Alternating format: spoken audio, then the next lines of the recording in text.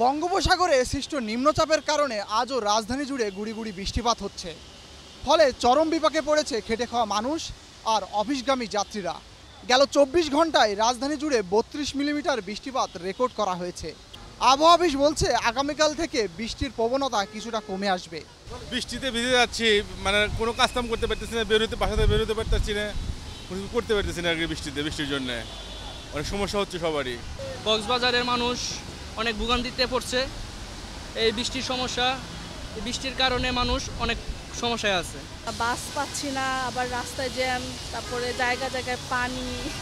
বৃষ্টিতে কাজ করতে যে কষ্ট হচ্ছে আমাদের বয়স্ক মানুষ, রিক্সা চলা ঠিক মতো পাচ্ছি না। বৃষ্টির মধ্যে ভিজতে করতে খুব কষ্ট হচ্ছে, তবু পরিবারের জন্য ইনকাম করার লাগে খুবই পরিশ্রম হচ্ছে আমাদের। বৃষ্টির জন্য বাস এখন লেটে আসছে, এই জন্য দাঁড়িয়ে থাকতে হচ্ছে আর কি।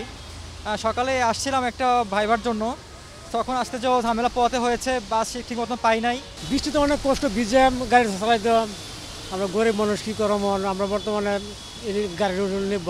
বৃষ্টিতে তো কষ্ট হইতেছে, যাইতে অনেক প্রবলেম হইতেছে। তারপরে এত বৃষ্টিতে যাবো, আবার আসবো ভিজা ভিজা, শরীরের তো কন্ডিশন আরও খারাপ হয়ে যেতেছে।